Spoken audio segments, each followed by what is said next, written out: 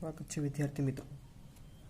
ફિઝિક્સના class 12માં આપણે chapter number 3માં part number 16ની વાત કરતા હતા.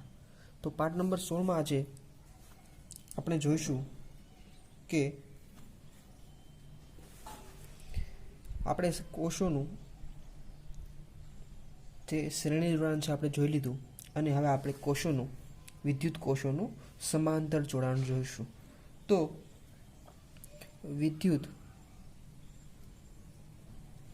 કોષનું સમાંતર જોડાણ, તો વિદ્યુત કોષનું આપણે સમાંતર જોડાણ આજે જોવાનું છે. તો એની પણ આપણે સાથે વ્યાખ્યા લખી લઈએ કે વિદ્યુત કોષોનું સમાંતર જોડાણ છે એ કોને કહેવાય. તો કે બે વિદ્યુત કોષની માટે આપણે વાત કરવી છે. તો આપેલા કોષોના ધન ધ્રુવોને એક બિંદુએ અને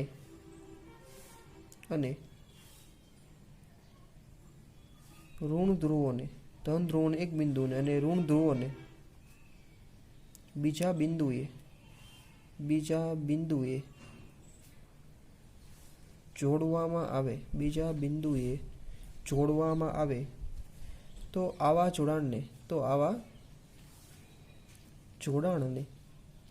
સમાંતર જોડાણ કહેવાય. અહીંયા જો બે વિદ્યુત કોષો છે, એમાંથી બે તો વધારે હોય, એમાંથી ધન ધ્રુવોને એક બિંદુ સાથે અને બાકીના ઋણ ધ્રુવો છે બીજા, એને બીજા બિંદુ સાથે જોડવામાં આવે તો આવી રચના જે બને એને આપણે વિદ્યુત કોષ કહીએ છીએ. તો વિદ્યુત કોષની આકૃતિ પણ સાથે દોરીએ, પણ અહીંયા આપણે પહેલાં બે વિદ્યુત કોષ માટે દોરશું, પછી આપણે આગળ એન વિદ્યુત કોષ માટે આપણે સાબિત કરી દઈશું. તો હું બે વિદ્યુત કોષ લઉં છું, એક અહીંયા લીધો છે મેં, એક બીજો વિદ્યુત કોષ મેં અહીંયા લીધો છે. હવે બંને વિદ્યુત કોષના જે ધન ધ્રુવ છે એને એક છેડા સાથે જોડી દઉં, ધન ધ્રુવને એક છેડા સાથે જોડી દઉં. ચલો, આ ધન ધ્રુવને મેં એક સાથે જોડી દીધા એક બિંદુ સાથે. બીજું શું કરવાનું છે? ઋણ ધ્રુવોને બીજા બિંદુ સાથે, તો ઋણ ધ્રુવો છે એમને હું બીજા બિંદુ સાથે જોડી દઉં. તો અને જે આવી રચના બને એને શું કહેવાય? સમાંતર જોડાણ કહેવાય. તો આ ધારો કે આપણો વિદ્યુત કોષનું E1 નામ છે, આ વિદ્યુત કોષનું નામ E2 છે. ઓકે, આ બિંદુ જે ભેગું થાય છે, આ બિંદુને હું B1 નામ આપું, આ બિંદુનું નામ આપું B2 નામ આપું. ઓકે, ધારો કે આમાંથી પ્રવાહ વહે છે I જેટલો પ્રવાહ પસાર થાય છે, પણ વિદ્યુત પ્રવાહ આમાંથી પસાર થાય ત્યારે મિત્રો અહીં જો બે ભાગ પડે છે, વિદ્યુત પ્રવાહના બે ભાગ પડે છે. તો કે આમાંથી વહેતો પ્રવાહ આપણે I1 કહી દઈએ અને આમાંથી વહેતો પ્રવાહ આપણે I2 કહી દઈએ. એવી જ રીતે આમાંથી પ્રવાહ નીકળે છે, I1 પ્રવાહ બહાર નીકળે છે, આમાંથી પ્રવાહ I2 બહાર નીકળે છે. પાછું I1 અને I2 ભેગા થઈને કયો પ્રવાહ રચે છે? I પ્રવાહ. આ બિંદુ કહી દઈએ આપણે A બિંદુ, અને આ બિંદુ કહી દઈએ C બિંદુ. તો આવી આપણે આકૃતિ એક દોરી નાખી છે. ઓકે, તો જો આ વિદ્યુત કોષ E1 છે ને, વિદ્યુત કોષ E1 એનો આંતરિક અવરોધ આપણે R1 કહી દેવાય, અને આનો આંતરિક અવરોધ કેટલો છે? R2 છે. ઓકે, ચલો, આ તો આપણને ખ્યાલ પડી ગયો છે. આમની વચ્ચે આંતરિક અવરોધ લખી નાખો, R1 છે અને આનો આંતરિક અવરોધ કેટલો છે? R2 છે. આમની ઇક્વિવેલન્ટ સર્કિટ પણ દોરી શકાય. કઈ રીતે? તો કે આ A બિંદુ અહીંયા દોરી દઉં, આ C બિંદુ છે, A બિંદુ અને C બિંદુ.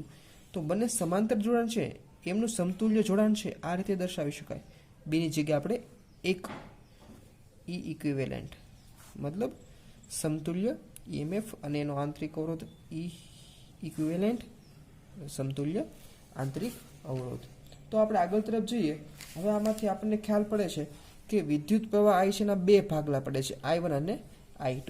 વિદ્યુત પ્રવાહ I ના બે ભાગલા પડે છે, I1 અને I2. તો કહી શકાય કે I is equal to I1 plus I2. આમાં વિદ્યુત I1 અને I2 ની કિંમત મૂકવી છે, તો I1 અને I2 ની કિંમત ગોતવી પડશે. તેના માટે તો પહેલાં આપણે સમીકરણ નંબર 1 આપી દઈએ, કારણ કે આ સમીકરણનો આપણે પાછળથી ઉપયોગ કરવો છે. ચલો, I1 અને I2 ગોતવા છે તો ગોતી લઈએ. પહેલાં તો જુઓ મિત્રો, આમની વચ્ચે વિદ્યુત સ્થિતિમાનનો તફાવત આપણે ગોતી લઈએ. પહેલાં વિદ્યુત કોષ માટે વાત કરું છું તો કહું E1 વિદ્યુત કોષ માટે પહેલા વાત કરીએ. E1 વિદ્યુત કોષ માટે તો E1 વિદ્યુત કોષ માટે મિત્રો આ બે છેડા વચ્ચેનો વિદ્યુત સ્થિતિમાનનો તફાવત જોતો હોય તો કેમ મળે? તો કે આ બિંદુ કયું છે? VB1 છે.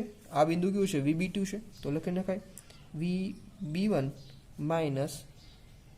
Minus VB2. VB1 ને B2 વચ્ચે આપણે પહેલા વાત કરી છે, બીજાની પછી વાત કરીશું. આપણે પહેલા વિદ્યુત કોષની વાત કરીએ છીએ. તો તેમની વચ્ચે વિદ્યુત સ્થિતિમાનનો તફાવત કઈ રીતે લખાય? તો આપણે વિદ્યુત સ્થિતિમાનનો તફાવત ખબર છે, તો કે E1 માઇનસ IR1, કારણ કે પહેલા વિદ્યુત કોષ માટે છે. ઓકે, હવે VB1 માઇનસ VB2 છે, VB1 માઇનસ VB2 છે, એને વિદ્યુત સ્થિતિમાનનો તફાવત V કહી દઉં. એમનો વિદ્યુત સ્થિતિમાનનો તફાવતને શું કહી દઉં? V કહી દઉં, હે ને? V બરાબર VB1 માઇનસ VB2. તો V બરાબર આપણે શું મળશે? E1 minus IR1. E1 minus IR1. આમાંથી મિત્રો અહીંયા I1 છે ને, સોરી, તો હું I1 ને કરતા બનાવી લઉં. તો I1 ને કરતા બનાવું તો શું થાય? આ પદ સામે જ આવો દો તો I1 R1 is equal to E1 minus V, અને આમાંથી I ને કરતા બનાવું I1 બરાબર E1 માઇનસ V છેદમાં R1 ક્યાં જાય? છેદમાં જાય. તો મિત્રો આપણને I1 તો મળી ગયા. ચાલો, અહીં આપણે I1 જોતા હતા, I1 મળી ગયા છે. ચલો હવે બીજું શું જોઈએ છે? આમાંથી I2 જોઈએ છે, તો I2 પણ સાથે મેળવી લઈએ. તો E2 વિદ્યુત કોષ માટે લઈએ. E2 વિદ્યુત કોષ માટે તો હવે E2 ની વાત કરીએ. એમાં પણ બે છેડા ક્યાં છે? જો બંને છેડા બંને વિદ્યુત કોષમાં છે, આ જે પોઈન્ટ છે બંને પોઈન્ટ કોમન છે, B1 અને B2, કારણ કે B1 અને B2 કોમન પોઈન્ટ વચ્ચે આ બે આપણે જોડેલા છે વિદ્યુત કોષ. તો આમાં પણ વિદ્યુત સ્થિતિમાનનો તફાવત કેટલો આવશે E2 માટે? તો B1 અને B2, આમાં પણ બે છેડા B1 અને B2 જ છે. તો VB1 માઇનસ VB2, તો આ બે છેડા વચ્ચે વિદ્યુત સ્થિતિમાનનો તફાવત કેટલો E2 માટે? તો કે E2 માઇનસ I2 અને R2, કારણ કે આમાંથી વહેતો પ્રવાહ I2 છે અને આનો આંતરિક અવરોધ કેટલો છે? R2 છે. અહીંયા જો VB1 માઇનસ VB2, અહીંયા પણ આપણે જો VB1 માઇનસ VB2 નો તફાવત હોય એને મેં શું કીધું હતું? V કીધું હતું. અહીંયા પણ VB1 માઇનસ VB2 નો તફાવતને શું કહી દઉં? V કહી દઉં. બંને સેમ જ છે. Okay, V minus E2 minus I2 R2.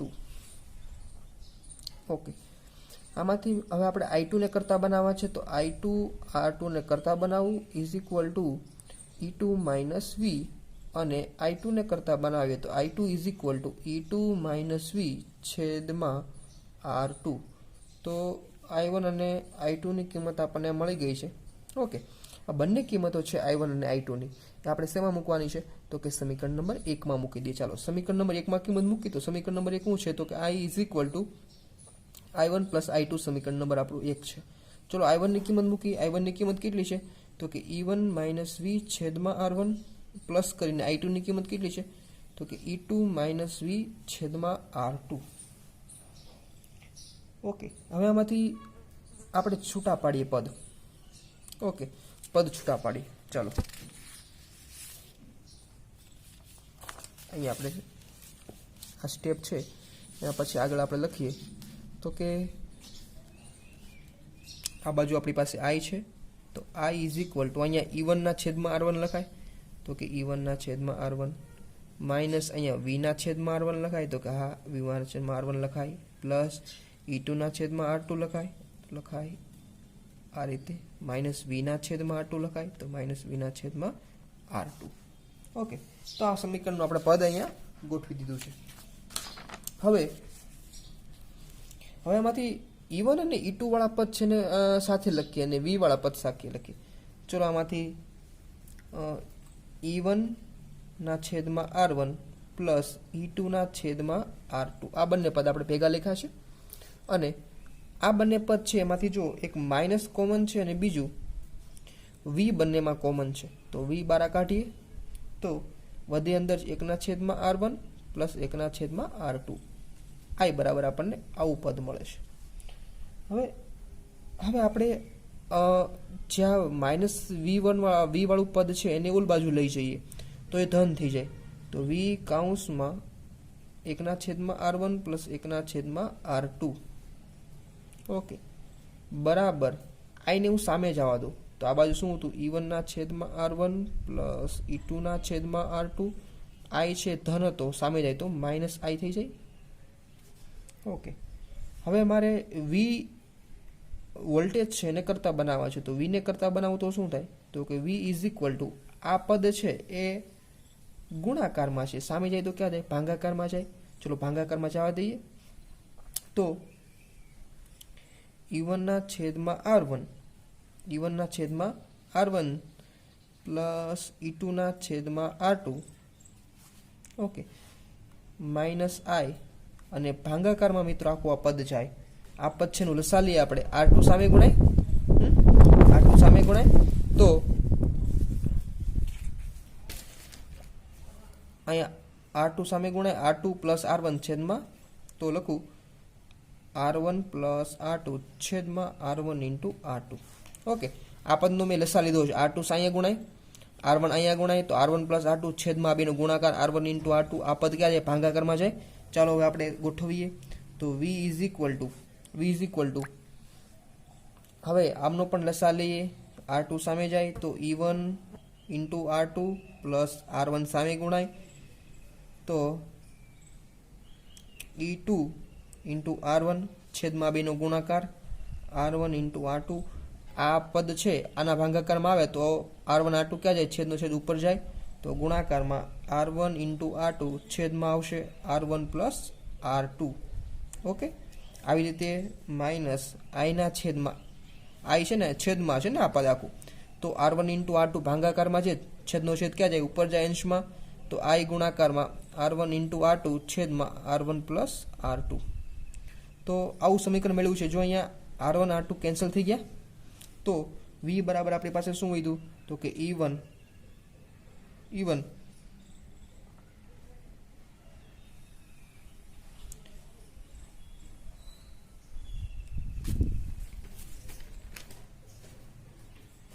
અહીંયા છે R2 પ્લસ E2 R1 છેદમાં અહીંયા R1 plus R2, R1 plus R2 અને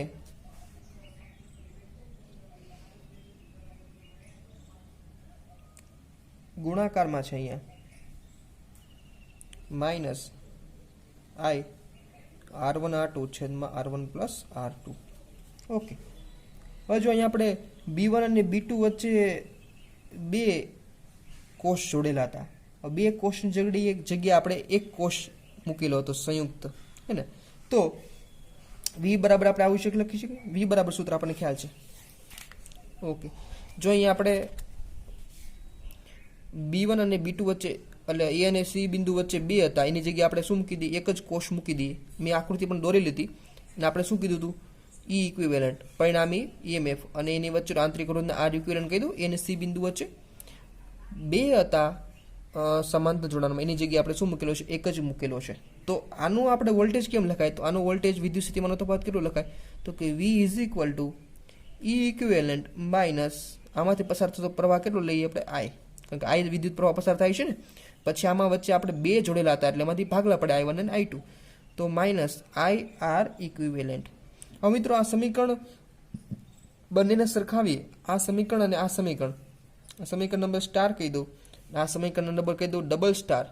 તો આ બે સમીકરણને આપણે સરખાવીએ તો સરખામણી કરતાં ખબર, આ બાજુ V છે તો કે અહીંયા V છે, અહીંયા E ઇક્વિવેલન્ટ છે તો E ઇક્વિવેલન્ટ બરાબર આપણને શું મળે છે, તો કે E1 R2 plus E2 R1 છેદમાં R1 પ્લસ R2. અહીંયા I છે તો અહીંયા I છે, અહીંયા R ઇક્વિવેલન્ટ છે તો એના બરાબર શું મળે છે, તો કે R equivalent is equal to R1 R2 છેદમાં R1 પ્લસ R2 આ મળે છે. હવે બંનેનો ભાગાકાર લઈએ તો શું મળે જોઈ લઈએ, E ઇક્વિવેલન્ટ છેદમાં R ઇક્વિવેલન્ટ એ બેનો ભાગાકાર લઈએ આપણે, તો ભાગાકાર લઈએ તો શું મળે છે, તો કે E1 R2 plus E2 R1 છેદમાં R1 પ્લસ R2 એના છેદમાં શું આવશે, R ઇક્વિવેલન્ટ એટલે આ પદ છે, એ પદ છેદમાં આવે, છેદનો છેદ ક્યાં જાય, ઉપર જાય, તો ઉપર શું આવશે ગુણાકારમાં R1 પ્લસ R2 છેદમાં R1 ઇન્ટુ R2. જો અહીંયા આવી પદ કેન્સલ થઈ જાય છે તો વધે આપણી પાસે શું, E1 R2 plus E2 R1 છેદમાં R1 પ્લસ ગુણાકારમાં R2. તો આને આમ લખાય E1 R2 plus E2 R1 છેદમાં R1 ઇન્ટુ R2. આ બેનો ભાગાકાર છે, જો E1 R2 છે એના ભાગાકારમાં લખાય. તો એમાં જો અહીંયાથી R2 કેન્સલ થઈ જાય તો E1 ના છેદમાં R1 વધે. E1 ના છેદમાં શું વધે? R1 વધે. એવી જ રીતે અહીંયા E2 ના છેદમાં શું વધે? R2 વધે. E2 ના છેદમાં શું વધે? R2 વધે. બરાબર શું છે?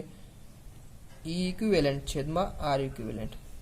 ઓકે, તો આપણને આ સમીકરણ મળી ગયું છે.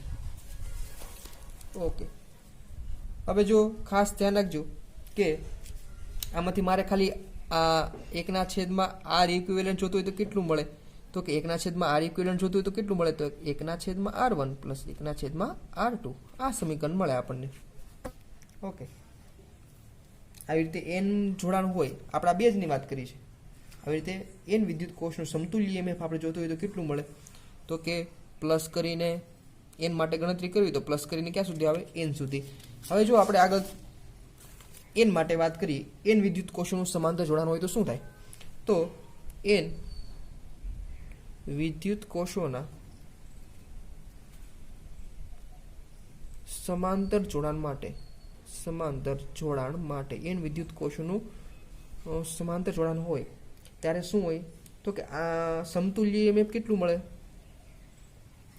સમતુલ્ય EMF તો કે E ઇક્વિવેલન્ટ છેદમાં R equivalent is equal to E1 ના છેદમાં R1 પ્લસ E2 ના છેદમાં R2 અપ ટુ En ના છેદમાં Rn. તો આપણે n વિદ્યુત કોષોને આપણે સમાંતર જોડેલા હોય એના માટે આપણને સમતુલ્ય EMF નું સૂત્ર મળી ગયું છે. ઓકે, હવે મિત્રો ખાસ ધ્યાન રાખજો, આપણને અહીંયા સૂત્ર મળેલું હતું એનો આપણે થોડીક એક્સ્ટ્રા માહિતી તમને આપી દઉં. એક્સ્ટ્રા માહિતી આપું કે હમણાં આપણને બે વિદ્યુત કોષો હતું, બે વિદ્યુત કોષોને સમાંતર જોડ્યા હતા. એમની વચ્ચેનો E ઇક્વિવેલન્ટ કેટલો મળ્યો હતો આપણને? તો કે E1 R1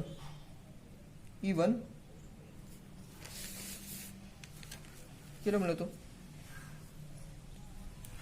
E1 R1 plus E2 R2 છેદમાં R1 પ્લસ R2. આવું આપણને સમીકરણ મળ્યું હતું. ઓકે, અથવા ચાલો આમાં આવું આપણને સમીકરણ મળ્યું હતું. એમાં અને R ઇક્વિવેલન્ટ કેટલા મળ્યા હતા? તો કે R ઇક્વિવેલન્ટ કેટલા મળ્યા હતા આપણને? તો કે R1 ઇન્ટુ R2 છેદમાં R1 પ્લસ R2. આ બે સમીકરણ આપણને મળ્યા હતા એના બે વિદ્યુત કોષો માટે.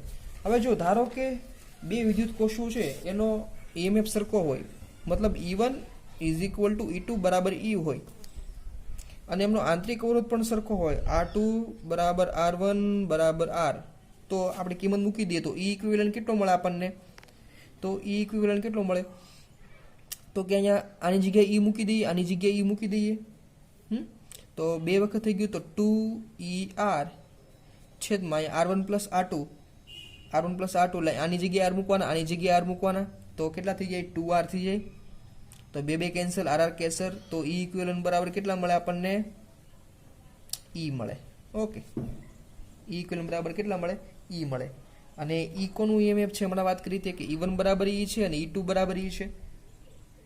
ઓકે, તો કહી શકાય કે બે સમાન EMF વાળા કોષોને અહીંયા જો બે સમાન EMF, આનું E1 બરાબર E2 બરાબર E, મતલબ બેનું EMF કેવું છે? સરખું. તો બે સમાન EMF વાળા કોષોને સમાંતર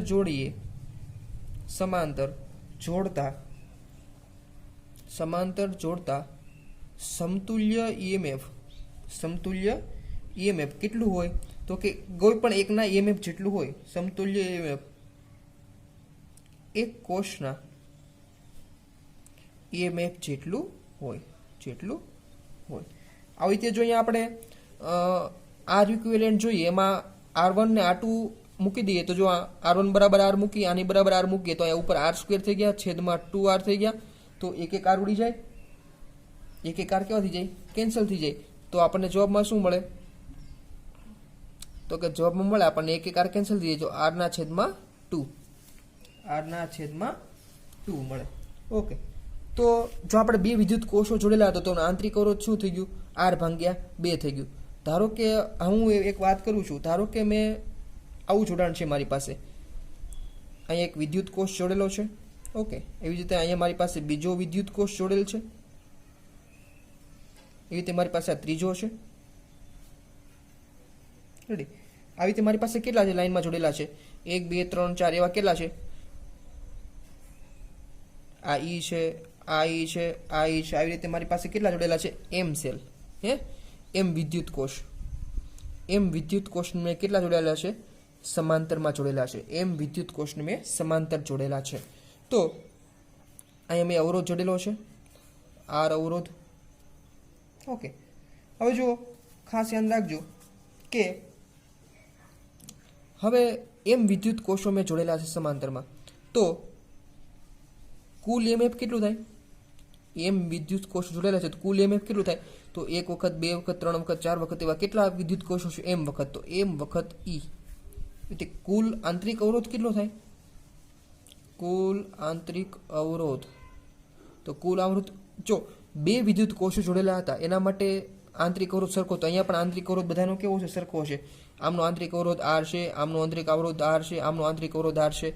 તો બે જોડેલા હતા તો R/2 આવ્યા. આપણે કેટલા જોડેલા છે? એમ વિદ્યુત કોષો જોડેલા છે, તો શું આવશે? R/m. ઓકે, અહીંયા બે જોડેલા હતા તો R/2 આવ્યા. આપણે એમ જોડેલા છે તો R/m આવશે. ચલો, આ બધાનો સમતુલ્ય હું અહીં દોરી દઉં.